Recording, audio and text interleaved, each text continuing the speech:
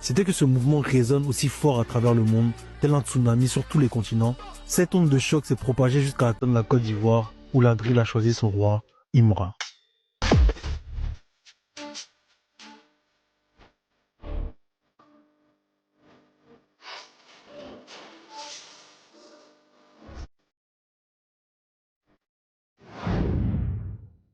Imra, de son véritable nom Bakayoko Abdul Rahim, est né le 28 mai 1998 à Abidjan dans les rues de Cocody. C'est un jeune qui à un très jeune âge a pu développer des compétences uniques qui ont fait de lui ce qu'il est devenu plus tard. Il a toujours baigné dans un milieu artistique en commençant par le dessin, une des compétences innées qu'il a depuis tout petit. Bon, à la base, je suis un très bon dessinateur, donc j'aurais soit été dessinateur ou programmateur de jeux vidéo parce que j'aime bien les jeux vidéo. Je peux être aussi boxeur et il y a les bons cacatos, tu vois, donc il boxe un peu. Et dès l'âge de 9 ans, il savait déjà qu'il voulait devenir un jeune artiste tel que Bow Wow et tous ces jeunes artistes qui ont émergé aux États-Unis. Il a très vite été inspiré par le rappeur La Fouine, qui lui a donné pour la première fois l'envie de se lancer dans le rap.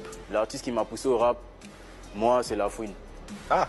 Ouais, les premiers sons rap que j'ai commencé à écouter, c'était les sons de La Fouine, Cherche la monnaie, Reste en chien. Il commençait donc à s'enregistrer sur des musiques de La Fouine et sur les instrumentales qu'il trouvait dans le jeu GTA. Depuis sa chambre, c'est là pour la première fois qu'il a appris à poser sa voix et à la mixer sur des applications de fortune. Déjà, j'ai commencé à utiliser l'ordinateur pour la musique. Donc, Audacity, j'enregistrais les petits du quartier, on s'enregistrait dans ma chambre. On était peut-être 12 ans, 13 ans. Quand on met GTA sur la pièce 2, les instruments qui passent à la télé, on enregistre notre téléphone. On met ça sur Audacity. Ok. Et puis on vient rapper dessus, micro des cases des cyber. Et on fait son tous les jours, même moi, ça dans ma chambre de 8h à 19h. Quand la vieille est venue, quoi, tout le monde bouge. Et c'est en enregistrant dans sa chambre des petits sons avec ses amis qu'en 2010, il décide de lancer son groupe SBS avec des amis d'école. Et 3 ans plus tard, ils vont participer à la première édition de Fire Flow, où ils finiront à la 4e place du podium. Et ceci ne va que renforcer son envie d'aller chercher plus loin. Mais le groupe finira très vite par se séparer petit à petit, après quelques querelles et le changement de cursus scolaire. On est des amis de l'école, de base, non. Déjà, l'école a fait qu'on était séparés. Et je crois qu'on avait eu un petit bif même dans le temps. Ouais. Moi, je suis sorti du groupe. Et j'ai commencé à me lancer en solo. Eux, ils sortaient des sons, ils ont sorti quelques sons et après, ils ont arrêté.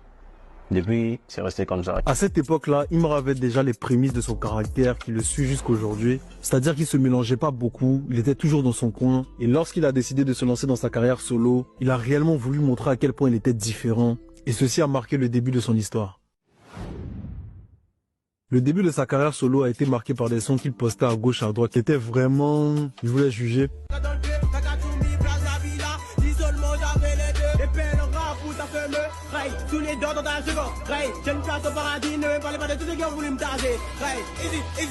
Il a continué à poster des petits sons comme ça à gauche, à droite, sur la toile, notamment sur YouTube et sur ses blogs. Mais il s'est jamais découragé, il a continué à peaufiner son art, apprendre à faire ses montages, ses covers, la pose de sa voix et gérer son image comme il pouvait.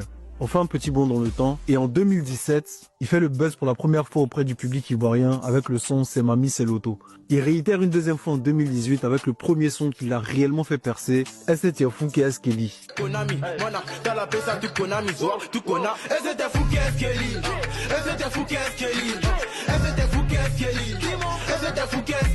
C'est fort du succès de ce son justement que on va commencer à l'appeler la machette pour la première fois. Vu que Eskelly s'appelait la machette aussi, et c'est ce qui est devenu petit à petit Chété. Où il est totalement à la production de A à Z, où il a fait les montages de la vidéo. Imra se définissait déjà comme une pieuvre dans son art, où il maîtrisait de bout en bout sa direction artistique. Il était à la fois au four et au moulin de son art. Par la suite, il continua à se chercher dans sa musique, ainsi que sur sa direction artistique. Et il prenait vraiment chaque opportunité pour se faire connaître, mais des fois ça le desservait plus qu'autre chose. Il y a des milieux où, par exemple, des soirées coupées décalées où tu vas rapper. Moi, pour moi, c'est comme si tu vas crier dans le désert, tu vois. Et j'ai perdu mon temps, en fait, dans ce système-là. Ouais.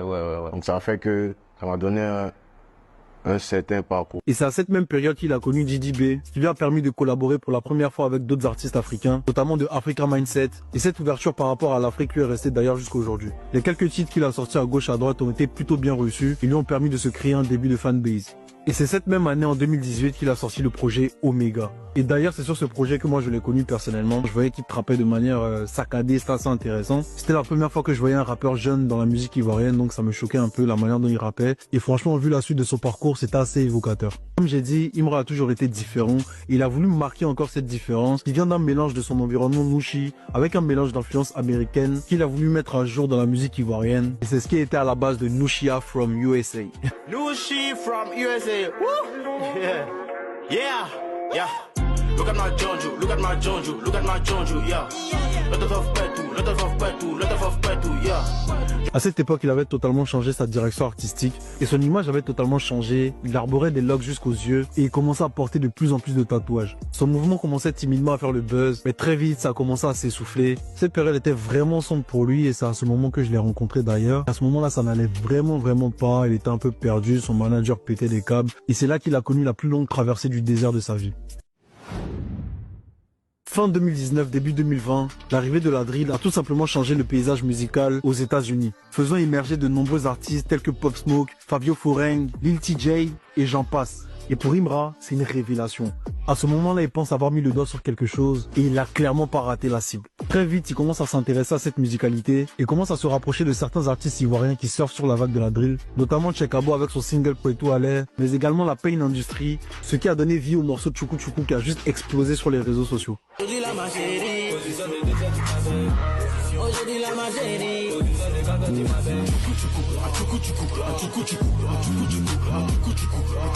L'avènement de la drill est comme une aubaine pour lui et il continue à surfer sur cette vague en sortant un autre morceau avec Chekabo, PCS, qui contribue également à maintenir son buzz.